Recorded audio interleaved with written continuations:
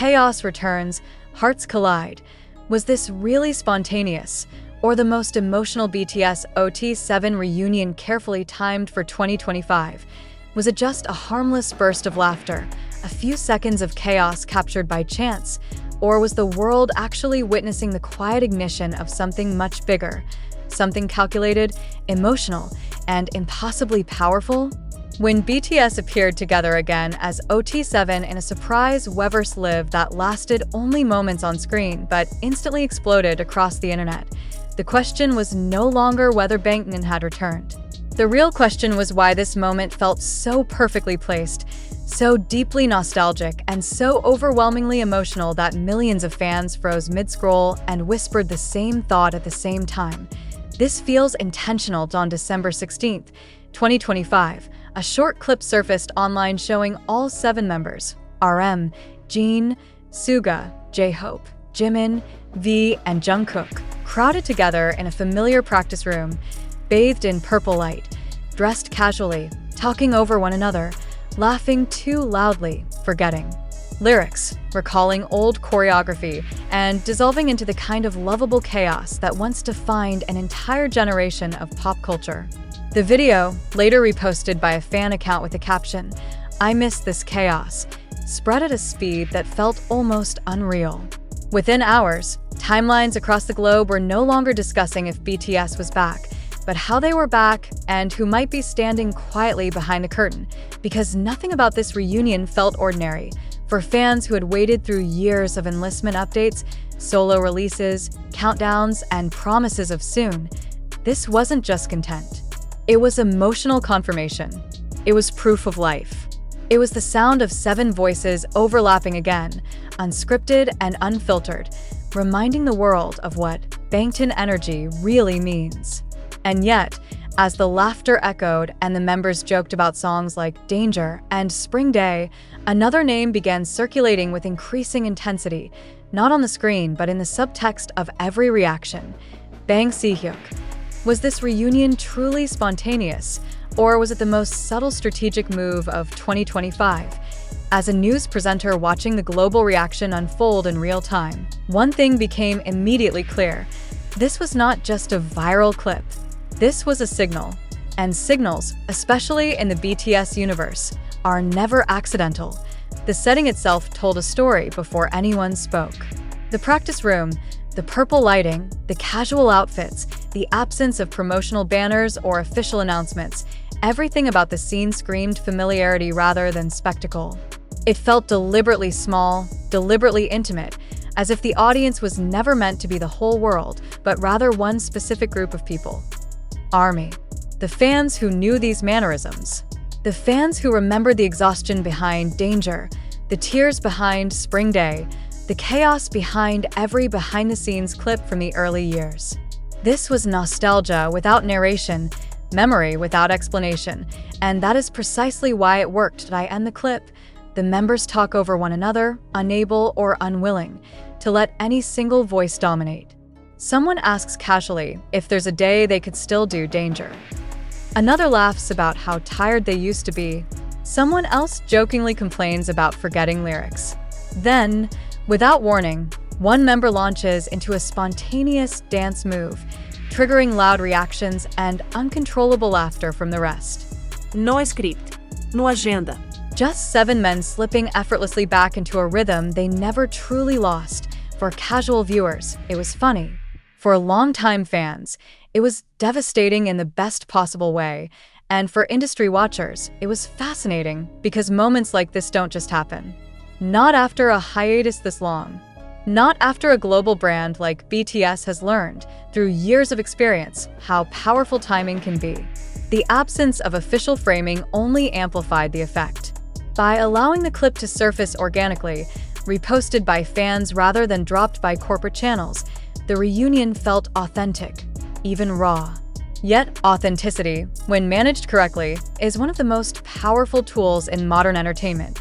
This is where speculation began to sharpen. Si-hyuk has long been known not as a loud executive, but as a quiet architect.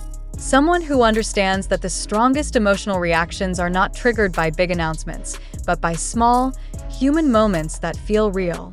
Throughout BTS's career, some of their most impactful eras were not launched with fireworks, but with silence followed by surprise. A sudden vlog, an unexpected live, a casual comment that later proved to be a clue. When ARMY began asking whether this Weverse live chaos was planned, the question wasn't rooted in cynicism. It was rooted in trust. A trust in a system that has time and time again proven it knows exactly when to open the emotional floodgates and what floodgates they were. Within minutes of the clip circulating, comments poured in from every corner of the globe. Fans called it the best Christmas gift. Others wrote simply, "My family is back." Some admitted they hadn't realized how much they missed this specific kind of chaos until it hit them all at once. The overlapping voices, the inside jokes, the way no one needed to explain anything because the chemistry spoke for itself. But beneath the joy, there was curiosity. Why now? The timing, after all, was impossible to ignore. Just days earlier, the members had shared reunion photos from the practice room, already igniting anticipation.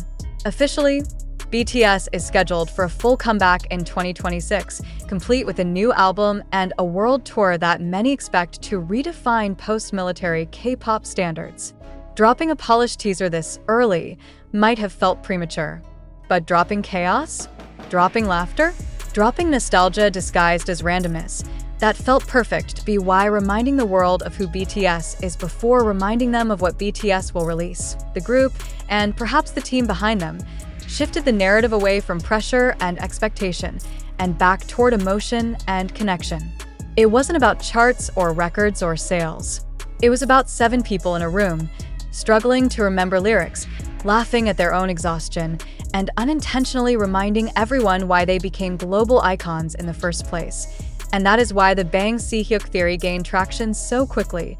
Fans began framing him not as a controller, but as a curator of moments. Someone who understands that nostalgia is not something you force, but something you gently invite. Let the members be themselves. Let the cameras roll. Let the fans find it. Let the internet do the rest. That if that was the strategy, it worked flawlessly, because suddenly the conversation shifted.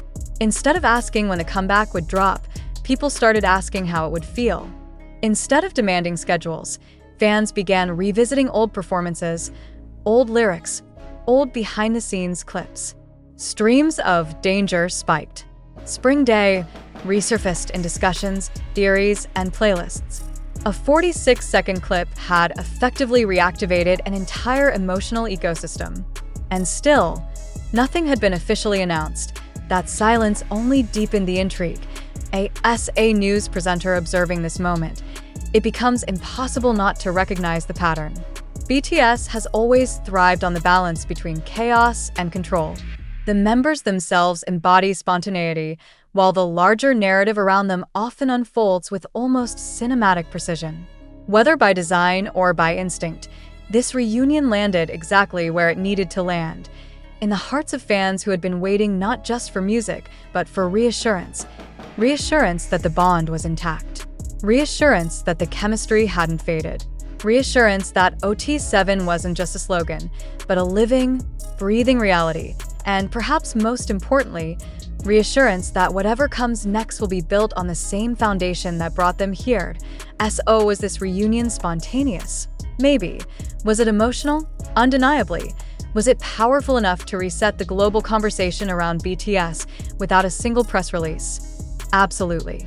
And was Bang Si-hyuk, the quiet figure so often associated with long-term vision rather than short-term noise, somehow involved in choosing this moment, this format, this kind of chaos to reintroduce BTS to the world? That question, for now, remains unanswered. But as the clip continues to circulate, as fans replay those 46 seconds again and again, and as anticipation for 2026 quietly builds beneath the surface, one thing is certain.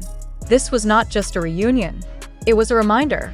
A reminder of what BTS feels like when they're simply allowed to exist together.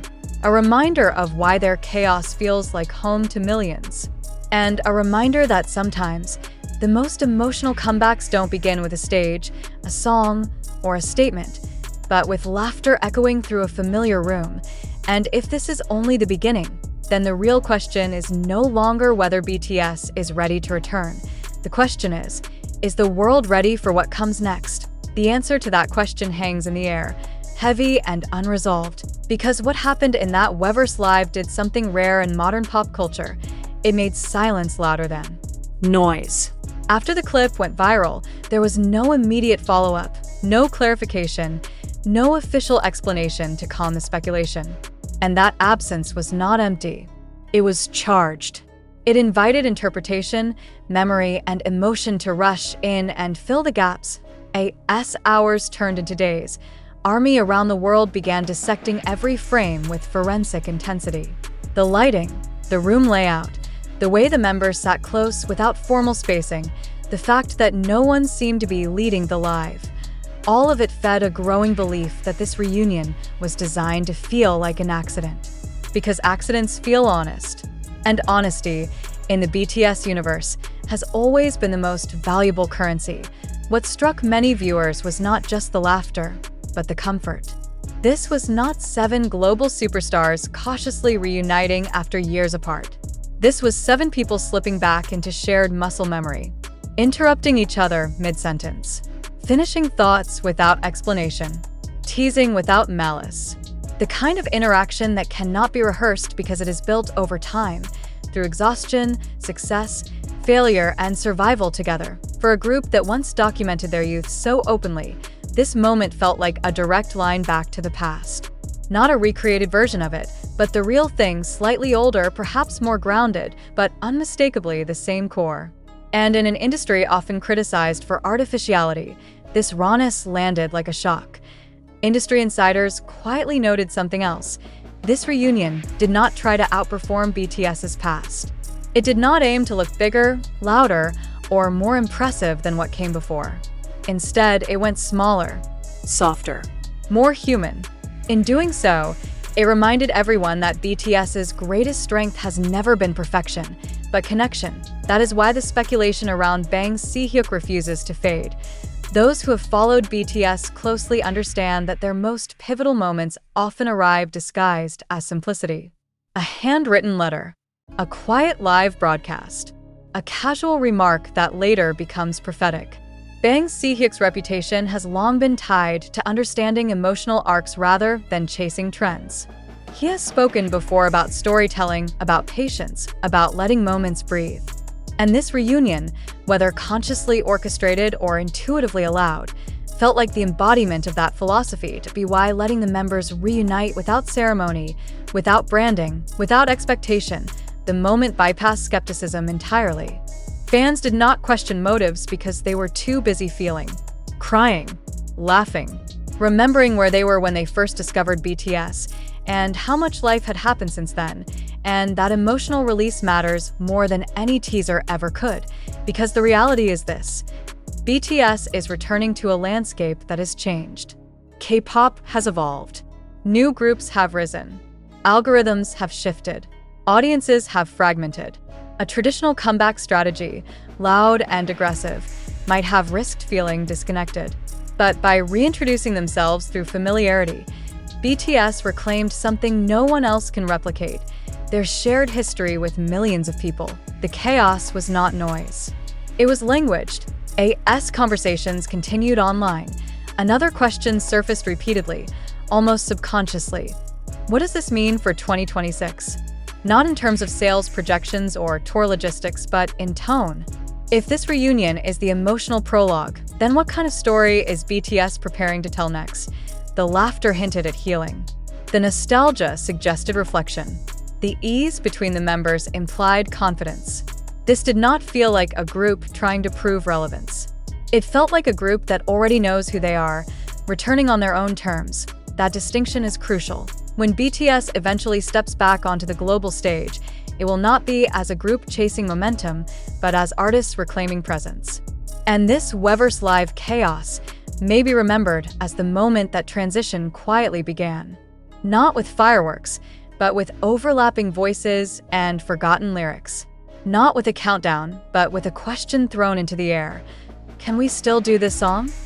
The unspoken answer, echoed by millions watching, was yes. Yes, they can. Yes, they still have it. Yes, the bond is real. Yes, the energy is alive. And perhaps that was the real strategy, if there was one at all. To let BTS remind the world of their essence before reminding it of their ambition. To let emotion arrive before expectation. To let chaos speak before structure returns. As a news presenter watching this unfold, one cannot help but note how rare it is for a single unscripted moment to recalibrate an entire fandom's emotional state. Yet that is exactly what happened. The internet did not just react, it softened. Timelines slowed down. People shared memories instead of arguments. For a brief moment, the noise of competition faded, replaced by collective nostalgia.